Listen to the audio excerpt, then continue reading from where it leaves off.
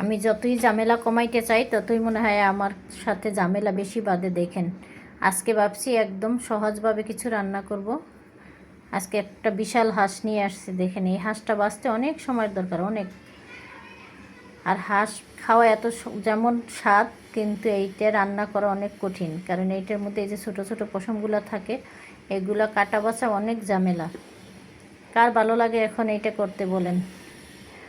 মানে যেই দিন আমি চিন্তা করব আজকে আমি একটু রেস্ট নেব, সেদিন আমার মনে হয় যে আরও কাজ ডবল হয়ে যায় আমার জন্য। কী আর করার, বাধ্য হয়ে এখন করতে হবে। হাঁসটাকে একদম কেটে বেছে ধুয়ে পরিষ্কার করে নিছি। এখন আমি একটা হাঁসটার জন্য মশলা বানাবো। চলেন আমি কি কি দিব আপনাকে দেখাই। এখানে আমি নিছি পোস্ত দানা, এলাচি। এলাচিটা যদি আমি আস্ত দেই এটা দাঁতে নিচে পড়লে সবাই বিরক্ত হয়ে যায়, এই জন্য আমি দিব না। এটা হচ্ছে জয়িত্রী। জয়িত্রীটা দিলে সিদ্ধ হয় তাড়াতাড়ি। কাঁচামরিচ আর কিছু কাঁচা বাদাম, এগুলো আমি ব্লেন্ডারে ব্লেন্ড করে নিয়ে আসবো। এটা করে নিয়ে আসছি। এখন আমি হাঁসটাকে মাখাবো। একটা কড়াই নিলাম, নিব এখানে পেঁয়াজ। যে পেঁয়াজটা একটু মোটা মোটা করে কেটে নিয়েছি, অসুবিধা নাই, এটা গলে যাবে। পেঁয়াজ দিয়ে দিলাম। এখানে আছে মশলা, ওখানে কাঁচামরিচ দিয়েছি, এই জন্য এখানে শুকনো মরিচের গুঁড়ো কম দিয়েছি। হলুদ, লবণ, জিরা গুঁড়ি, ধনিয়ার গুঁড়ো এটা দিয়ে দিলাম। এই যে মশলাটা, আমি মশলাটা দিয়ে দিব। আদা, আদাটা ডিপে ছিল, অসুবিধা নাই। এই যে 2 টেবিল চামচ রসুন। এখন এই মশলাটাকে আমি ভালো করে মেখে নেব। একটু পেঁয়াজটা একটু নরম করে নেব মেখে, এত মাখার দরকার, এটা তো চুলায় দিলে এমনিতেই হয়ে যাবে। আমি একটু মেখে নিলাম। এখন আমি এই যে হাঁসটাকে দিয়ে দেব। বিসমিল্লাহ। কলিজাটা তুলে রাখবো, কলিজাটা একটু ভেঙে যাবে এটার সাথে মাখাইলে। কলিজাটা আমি পরে দিব। বিসমিল্লাহ। এখন তো মশলার সাথে ভালো করে এটাকে মেখে নিতে হবে। হাঁস কিন্তু এমনিতেই একটু সিদ্ধ হইতে সময় লাগে, আপনারা জয়ত্রীটা দিলে একটু তাড়াতাড়ি সিদ্ধ হয়ে যায়। এখন আমি দিয়ে দিব তেল। তেলটা দিয়ে আর একটু মেখে নেব। যে হাঁস কিন্তু বৃষ্টির দিনে খেতে ভালোই লাগে, কারণ গরমের মধ্যে হাঁস খেতে বেশি একটা ভালো লাগে না। এই যে বৃষ্টির দিন, শীতের দিন, আমি এখানে একটু পানি দিয়ে দিব।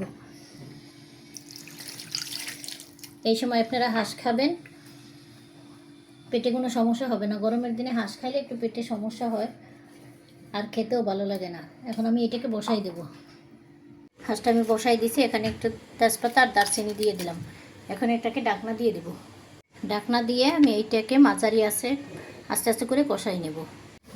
যে আমি হাঁসটাই কষাই নিলাম। আপনি এর মাঝখানে অনেকবার নাড়া দিছি, আমি দেখাইতে পারি নাই।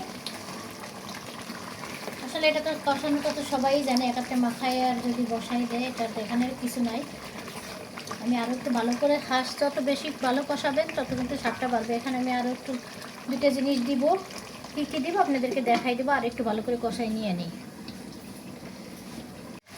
এই যে কষানো হয়ে গেছে, এখন আমি আলু আর রসুন দিয়ে দিব। আমি রান্না করবো আর আলু দেওয়া হবে না, এটা তো হয় না। কারণ আমার সব কিছুর মধ্যে আলু না দিলে আমার ভালো লাগে না, মনে হয় যে রান্নাটা পরিপূর্ণ হয় নাই। আলুটা দিয়ে আরও 2 মিনিট কষাই নিব। কষানো হয়ে গেছে, এখন আমি এখানে গরম পানি দিব। গরম পানিটা দিলে তাড়াতাড়ি করে সিদ্ধ হয়ে যাবে। বিসমিল্লাহ।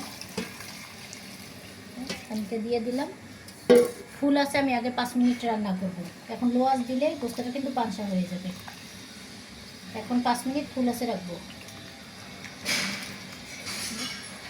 এটা এতক্ষণ কষানো হয়েছে, গোস্তটা কিন্তু মোটামুটি সিদ্ধ হয়ে গেছে। এখন পানির পরিমাণটা যতটুকু গোস্ত ততটুকু সমান সমান করে আমি পানি দিলাম। এখন 5 মিনিট এভাবে থাক, ফুল আছে।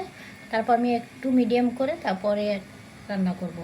আমার রান্নাটা হয়ে গেছে। এখন আমি এখানে একটু গরম মশলা দিয়ে দেবো 1 চা চামচ। এই যে গরম মশলাটা দিয়ে আমি 1 মিনিট শুধু রান্না করবো, একটু নেড়ে দিই। গরম মশলা দিয়ে বেশি সময় রান্না করলে গরম মশলার টেস্টটা থাকে না, এই জন্য সবসময় চেষ্টা করবেন দেওয়ার 1 মিনিট পরেই চুলাটা বন্ধ করে দেওয়ার। আমি এখন চুলাটা বন্ধ করে দেবো। রসুনগুলোও সিদ্ধ হয়ে গেছে, চুলাটা বন্ধ করে দিয়ে রান্নাটা শেষ হয়ে গেল। আল্লাহ হাফেজ, সবাই ভালো থাকবেন।